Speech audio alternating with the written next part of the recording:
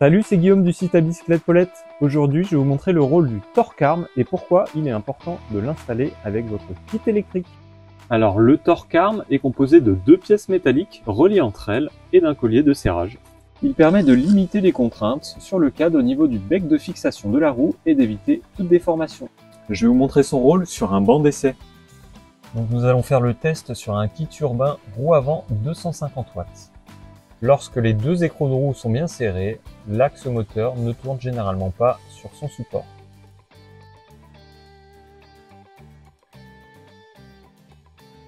Mais avec le temps, les écrous peuvent se desserrer, ce qui peut entraîner par la suite une déformation du cadre lorsque le moteur se met en route, ou tout simplement un axe moteur qui sort de son support.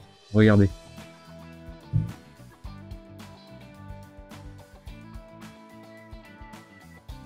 Le torque arm va éviter ce type de situation et je vais vous montrer ça sur le banc. Voilà, le torque arm est monté. J'ai volontairement pas mis l'écrou de l'axe moteur. On voit que le torque arm et l'axe moteur ont la même forme. Le torque arm vient en appui sur le cadre.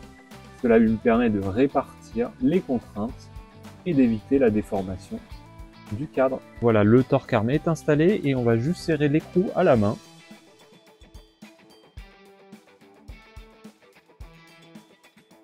Et on va mettre le moteur en action.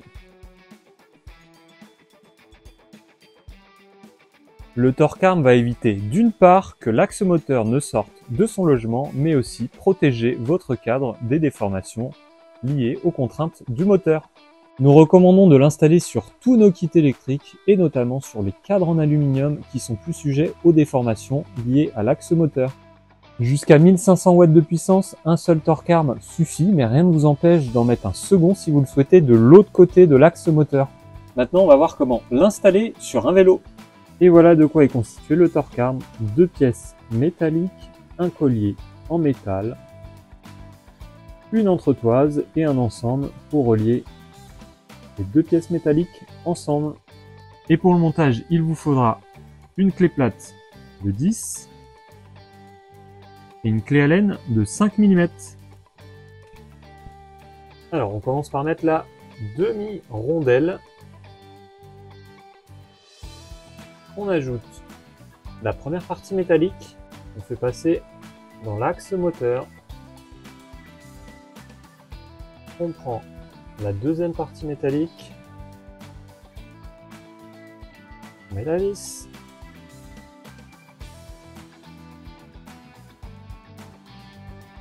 On ajoute la rondelle et l'écrou.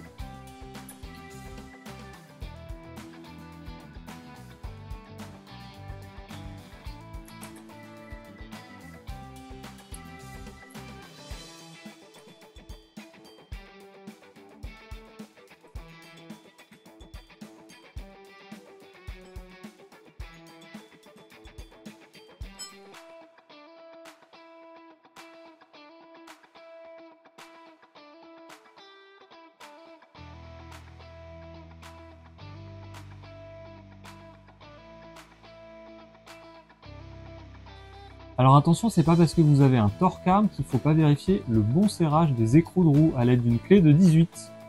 Vous savez tout sur cette petite pièce métallique qui est le torque arm et son rôle sur votre sécurité et la longévité du vélo. À très vite sur la chaîne.